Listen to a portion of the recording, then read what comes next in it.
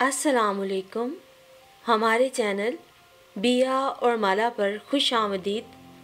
अगर आप हमारे इस चैनल पर पहली दफ़ा आए हैं या आपने अभी तक सब्सक्राइब नहीं किया तो बिया और माला को सब्सक्राइब करना और बेल आइकन प्रेस करना हरगिज़ ना भूलें।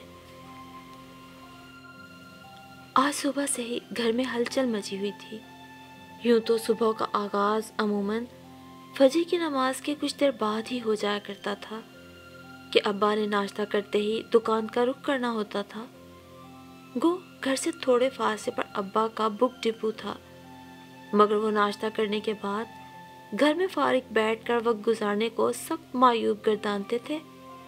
सो इधर नाश्ते का आखिरी निवाला मुंह में गया, उधर अब्बा ने सजीला को बाआवाज़ बुलंद अपना बटुआ कमरे से लाने का हुक्म दे दिया। अम्मा ने पराठा तवे पर ही छोड़कर फट से अब्बा के जूते लाकर उनके सामने रखे।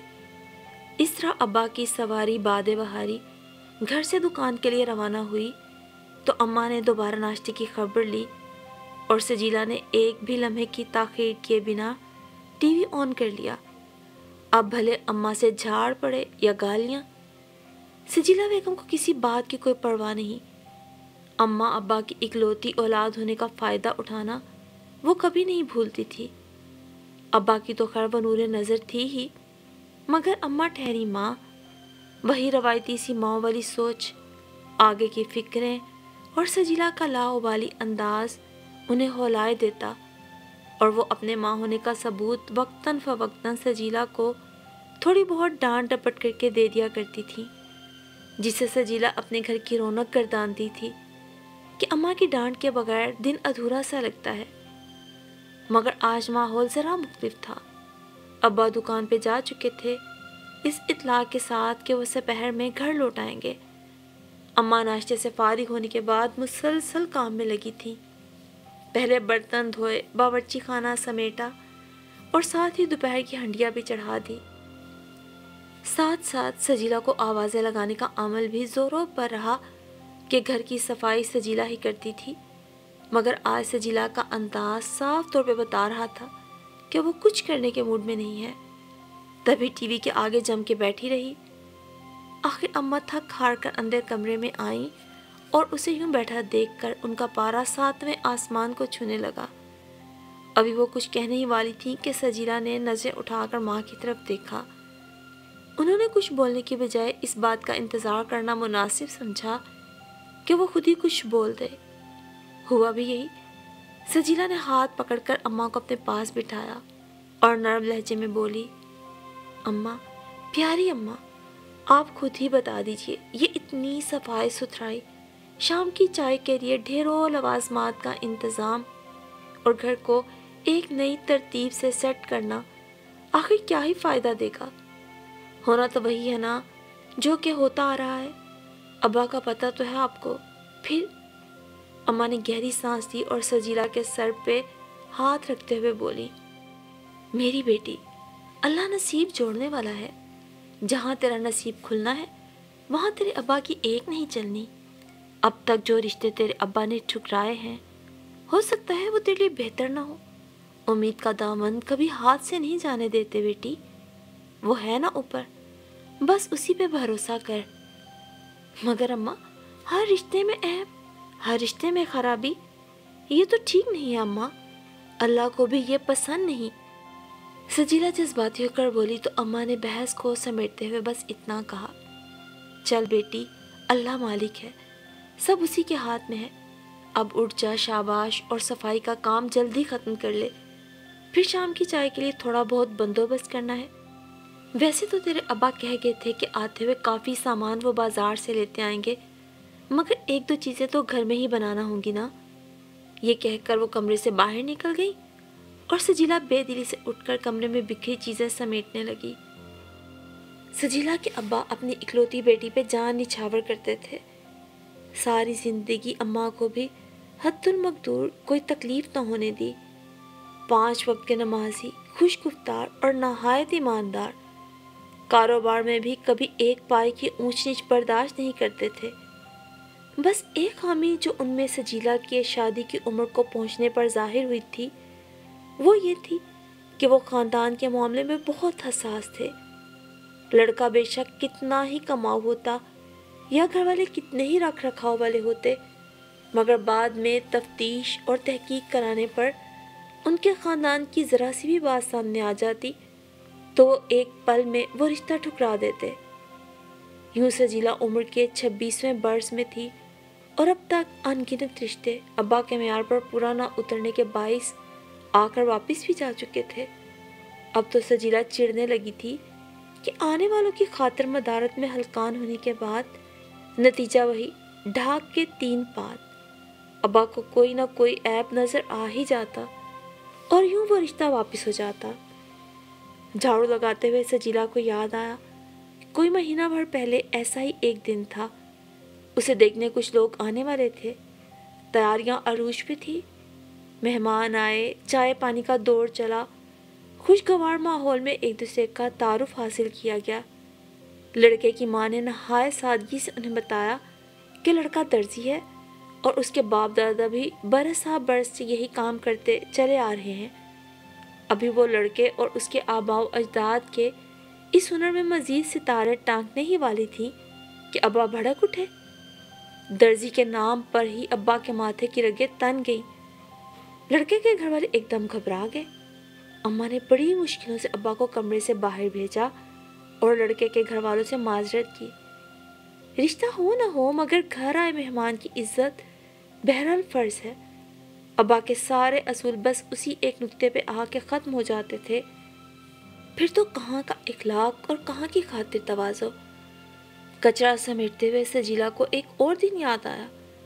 وہ رشتہ ساتھ والی خالہ زبیدہ کے توسط سے آیا تھا۔ اس دن بارش ہوئی تھی۔ جب مہمان گھر پہنچے تو لڑکے کی بڑی بہن کا جوتا گلی میں کھڑے پانی میں بھیگنے کی وجہ سے اکھڑ گیا تھا۔ بارش کو بھی آج ہی ہونا تھا۔ آپ کا جوتا؟ اماں نے ازراہ ہمدردی ان سے کہا۔ لڑکے کی بہن نے ان کی بات بھی پوری نہیں ہونے دی اور کہکا لگا کر بولی، ارے خالہ، جوتے کا کوئی غم نہیں، ذرا سا اکھڑ ہی تو گیا ہے، شکیل 2 سلائیاں لگا دے گا تو جوتا پھر سے نیا کا نیا۔ شکیل اس لڑکے کا نام تھا جس کا رشتہ سجیلا کے لیے آیا تھا۔ ابا کے کان فوراً کھڑے ہوئے۔ جی کیا مطلب؟ جی خالو جان، شکیل میرا بھائی، وہ جوتے مرمت کرتا ہے نا، اب تو اس نے دکان بھی بڑی لے لی ہے، وہی چوک کے دائیں طرف اچھے سے اچھے برانڈوں کی کاپیاں بناتا ہے۔ اس کے ہاتھ میں ایسا ہنر ہے کہ بڑی سے بڑی جوتے کی دکان کے جوتوں کو بھی مات دے۔ مہنگے سے مہنگا جوتا شکیل کی دکان پہ سستے داموں مل جاتا ہے۔ لڑکے کی بہن ذرا گڑبڑا کے بولی۔ بس پھر تو ابا کے ضبط کی انتہا نہ رہی، وہیں شروع ہو گئے۔ یہ زبیدہ سے تو ہم بعد میں نمٹیں گے، سمجھا ہے کیا ہے مجھے اور میری بیٹی کو؟ ہر ایرا غیرہ منہ اٹھائے رشتہ لے کر چلا آتا ہے۔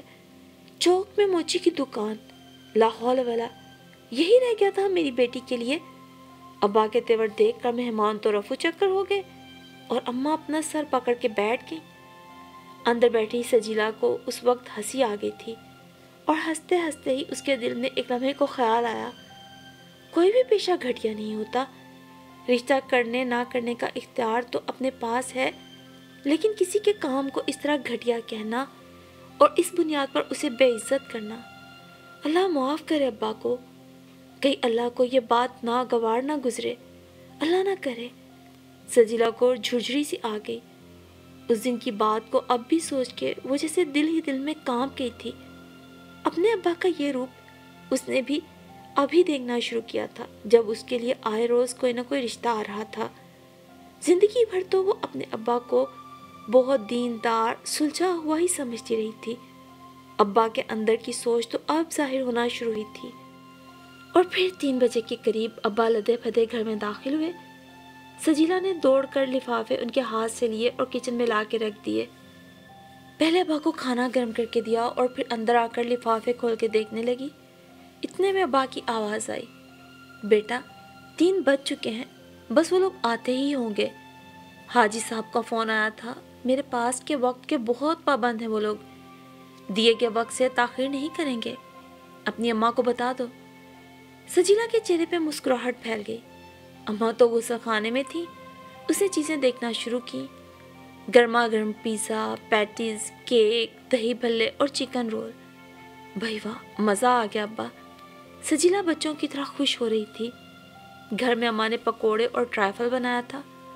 سب چیزوں کو سیٹ کرنے کے بعد وہ اپنے کمرے میں آ گئی۔ کپڑے استری ہوئے رکھے تھے، بس نہا کے تبدیل کرنے تھے۔ میک اپ وغیرہ کے چکر میں وہ کبھی نہیں پڑی تھی۔ یوں بھی اسے میک اپ کی بہت زیادہ ضرورت بھی نہیں تھی، سو تیاری مکمل ہی تھی۔ کچھ ہی دیر میں دروازے پہ بیل ہوئی۔ ابا خود استقبال کے لیے گئے تھے۔ وہ جس گرم جوشی کے ساتھ مہمانوں کو اندر لا رہے تھے وہ سجیلا کو بے چین کر رہی تھی۔ لگتا ہے حاجی صاحب نے پہلے ہی ٹھیک ٹھاک معلومات فراہم کر دی ہیں، ابا کو کافی تسلی میں لگ رہے ہیں۔ سجیلا نے دل ہی دل میں سوچا، حاجی صاحب ابا کے پرانے جاننے والے تھے، یہ رشتہ انہوں نے ہی تجویز کیا تھا۔ خیر ابا انہیں اندر لے آئے، بڑے اتفاق سے بٹھایا۔ اماں بھی بھاگم بھاگ اندر پہنچ چکی تھی۔ اندر سے آنے والی آوازیں بتا رہی تھیں کہ رشتہ کسی درزی، موچی یا کمہار کا نہیں تھا۔ سجیلا کو عجیب سی بے چینی ہونے لگی، نہ جانے کیوں، اور یہ بے چینی اس وقت بڑھ گئی جب وہ چائے لے کے اندر گئی۔ بظاہر سب کچھ بہترین تھا۔ آنے والوں میں 2 خواتین تھیں جو غالباً لڑکے کی ماں اور بھابھی تھیں، اور ایک صاحب جو لڑکے کے والد تھے۔ سجیلا سلام کرنے کے بعد فوراً چائے سرو کرنے لگی۔ شاید وہ زیادہ دیر یہاں رکنا نہیں چاہتی تھی۔ خواتین نے اس سے 1-2 رسمی سی باتیں پوچھی۔ ان کی نگاہوں میں اس کے لیے واضح طور پہ پسندیدگی تھی۔ سجیلا چائے سرو کر کے فوراً باہر آ گئی۔ میں اتنا کیوں گھبرا رہی ہوں؟ ایسا پہلے تو کبھی نہیں ہوا۔ شاید ان کے قیمتی لباس، بیش قیمت زیورات اور رکھ رکھاؤ مجھے کنفیوز کر رہا ہے، وہ سوچتی چلی گئی، مگر کوئی بھی ٹھوس وجہ ڈھونڈنے میں ناکام رہی۔ کچھ دیر بیٹھ کے وہ لوگ چلے گئے تھے اور جانے سے پہلے سجیلا کو پسند کرنے کی خوشخبری بھی دے گئے تھے۔ پسند تو پہلے والے لوگ بھی اسے کر چکے تھے، مگر ابا کی خاندانی ہونے کی گردان رشتہ نہ کرنے کا سبب بن جاتی تھی۔ اور خاندانی ہونا بھی کیا، ابا تو لوگوں کے پیشے کو ان کی ذات اور خاندان مانتے تھے۔ اگر کوئی فیشن ڈیزائنر تھا تو ابا اسے درزی مانتے تھے، اگر کوئی اپنی اچھی جوتوں کی آؤٹ لیٹ چلا رہا تھا تو اسے موچی مانتے تھے۔ ایسے میں ابا کو اپنے مطلب کا رشتہ ڈھونڈنا ہی دشوار تھا۔ اور پھر یہ نئے آنے والے مہمان اماں ابا کو اپنے ہاں آنے کی دعوت بھی دے گئے تھے۔ ان کے جانے کے بعد ابا دروازہ بند کر کے اندر آئے تو سجیلا ان کا چہرہ دیکھتی رہ گئی۔ اتنی خوشی، اتنا سکون تھا ان کے چہرے پہ۔ اماں بھی بے حد خوش نظر آ رہی تھیں۔ بھائی یہ ہوئی نا بات، کیسے نفیس وفادار لوگ تھے، ماشاءاللہ۔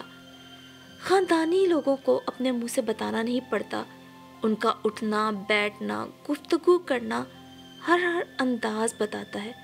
دیکھا تھا ان کے بولنے کا انداز، بیٹھنے کا طریقہ کیسا متاثر کن تھا۔ واہ، دل خوش ہو گیا۔ بس میں اپنی بیٹی کے لیے ایسا ہی رشتہ چاہتا تھا۔ دیکھ لو سجیلا کی اماں، تم مجھے ٹوکتی تھی نا، بھائی میں اپنی بیٹی کا برا تو نہیں چاہتا تھا نا، بس اتنی سی خواہش تھی کہ لوگ خاندانی ہوں، لڑکا اچھے کام سے لگا ہو، کم از کم کسی سے متعارف کرواتے وقت شرمندگی تو نہ ہو۔ بس اللہ کا کرم ہوا ہے سب، ورنہ تو وہی 2 ٹکے کے کام کرنے والے۔ ابا کی سوئی پھر سے وہیں جا ٹکی تھی۔ سجیلا کا دل زور سے دھڑکا تھا۔ اماں ابا کے لڑکے والوں کے گھر سے ہوں آنے کے بعد باقاعدہ طور پہ ہاں کر دی گئی تھی۔ اس کے ساتھ ہی شادی کی تیاریوں کا سلسلہ بھی شروع ہو گیا۔ کپڑے، زیور، جوتے، برتن اور دوسری چھوٹی چھوٹی سینکڑوں چیزیں۔ لڑکا ایک فرم میں اعلیٰ عہدے پہ فائز ہے، اپنا الگ گھر، ذاتی گاڑی وغیرہ وغیرہ۔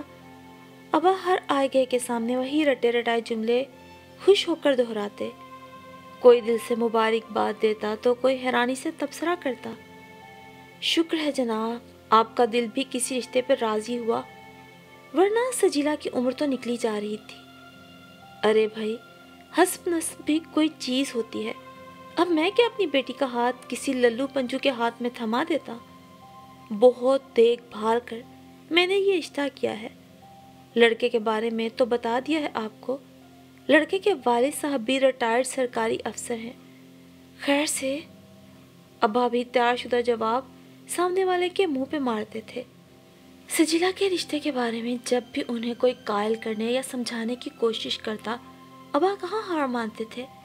بیٹی کا رشتہ ڈھونڈنے کے بارے میں ابا کی فلسفی ساری دنیا سے مختلف تھی۔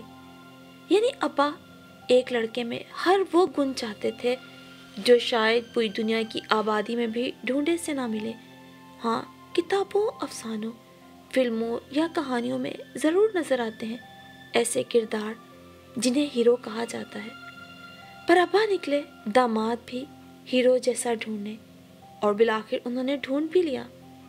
ہوتے ہوتے بالآخر سجیلا کی شادی کا دن بھی آن پہنچا۔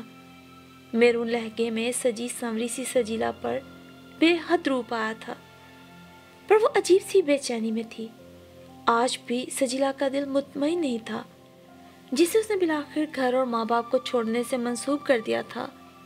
خواتین قریب آ کر سجیلا کو دیکھ رہی تھی۔ بچوں کا شور و گل، ہر طرف گہما گہمی، دوسری طرف مردانے حصے میں بھی خوب ہجوم تھا۔ ابا کے تعلقات کافی وسیع تھے، اکلوتی بیٹی کی شادی، من چاہا رشتہ۔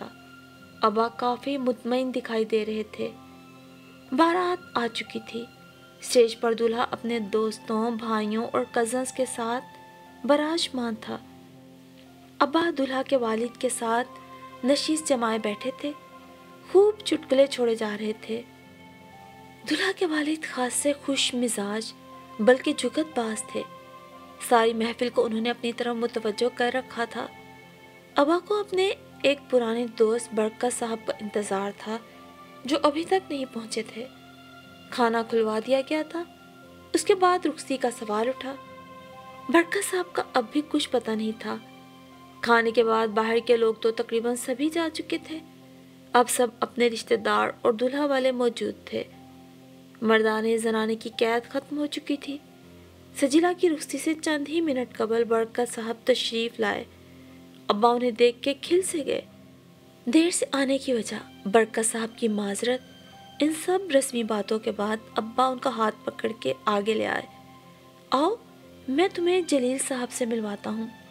بھائی، ہمارے برخودار سرمد علی کے والد۔ برکت صاحب کی نظر جو ہی جلیل صاحب کے چہرے پہ پڑی تو وہ فوراً چلا اٹھے۔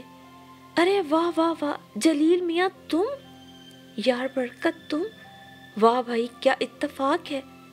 کہاں ملاقات کروائی اللہ نے، کہاں لا کے ملایا۔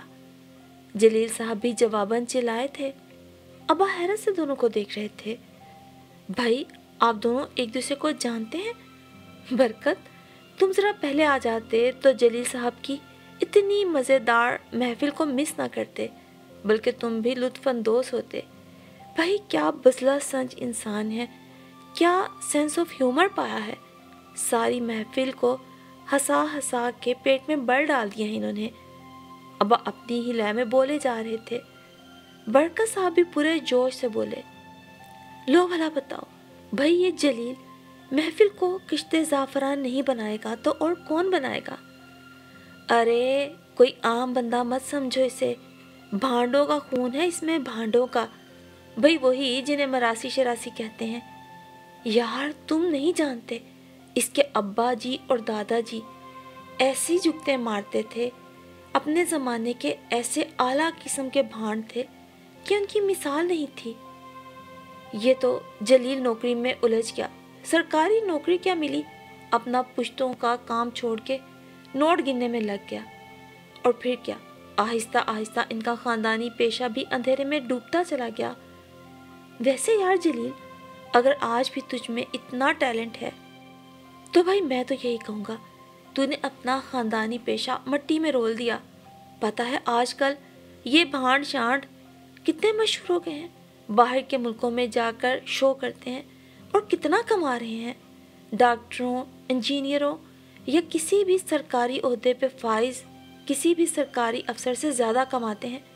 بھائی ان کا تو ایک شو لاکھوں میں ہے، اور یہ جو ٹی وی پہ بھانڈ بیٹھے ہیں، کبھی ان کی تنخواہیں تو سنو، تمہارا تو منہ کھلے کا کھلا رہ جائے گا۔ تھوڑی ہمت کرو نا تو اپنے آبا کے کام کو پھر سے جاری کر لو۔ ویسے یہ سب چھوڑ، یہ بتا رہا تو کہاں اتنا عرصہ؟ یار تو اپنے جگری دوست کو بھی بھول گیا۔ بڑا تلاش کیا میں نے تجھے، پتہ نہیں تو کہاں جا بسا تھا۔ برکھا صاحب اپنے جوش میں ابا کے چہرے کی طرف دیکھنا بھی بھول چکے تھے۔ نظر آ رہا تھا تو بس سالوں سے بچھڑا اپنا جگری دوست اور اس کا خاندانی پیشہ بھانڈ جلیل صاحب، جن کے بیٹے کا رشتہ ابا کی اکلوتی بیٹی سجیلا سے طے ہوا تھا، اور وہ ابا جو حسب نسب کے نام پر گھر آئے مہمانوں کی خوب جی بھر کے تذلیل کرنے اور انہیں گھر سے نکالنے میں ایک پل نہیں لگاتے تھے۔ شاید اللہ کو ان کا تکبر اور غرور پسند نہیں آیا تھا۔ ساری عمر ذات برادریوں اور خاندانی ہونے کو پرکھتے ہوئے آج جب دھوکہ کھانے پہ آئے تو کتنے آرام سے دھوکہ کھا گئے۔ آج وہ اس نام نسب کے نام پر ہار چکے تھے۔ سجیلا نے نظریں اٹھا کر دیکھا، ابا کا چہرہ دھواں دھواں ہو رہا تھا، وہ بالکل خاموش تھے، جبکہ اماں بھی پتھرائی ہوئی نظروں سے انہی کی طرف دیکھ رہی تھی۔ شاید دل ہی دل میں خوف زدہ تھیں۔ ابا سے کسی کو کوئی بھی توقع تھی، وہ کسی وقت کچھ بھی کر سکتے تھے۔ عموماً اصولوں کے نام پر جینے والے لوگ ایسے ہی ہوتے ہیں، اصول کرتے خوف خدا بھی ان کے دل سے جاتا رہتا ہے۔ اس کے ابا بھی کچھ ایسے ہی ہو چکے تھے۔ سجیلا نے اپنی نظریں دوبارہ جھکا لی، وہ اپنے ابا سے کچھ بھی توقع کر سکتی تھی۔ بڑا بول، تکبر، اللہ کی ناراضگی، پکڑ، سزا، سر جھکائے بیٹھے وہ اس سے آگے کچھ نہیں سوچ سکی۔ آج اس کے دل میں پھیلی بے نام سی بے چینی کو عنوان مل گیا تھا۔ پنڈال میں برکھا صاحب اور جلیل صاحب کے بے تکلف کہکہے اور مذاق اب بھی گونج رہے تھے۔ ان کے کہکہوں میں چند رشتہ داروں کی دبی دبی سی ہنسی کی آوازیں بھی شامل ہو گئی تھیں، لیکن ان تمام کہکہوں، تمام رونقوں میں ایک بے نام سی خاموشی تھی، اس کے ابا کی خاموشی جو تمام آوازوں پہ بھاری تھی، اور ایک آواز جو ابا کی اس خاموشی پہ بھی بھاری تھی، وہ تھی قدرت کی پکار۔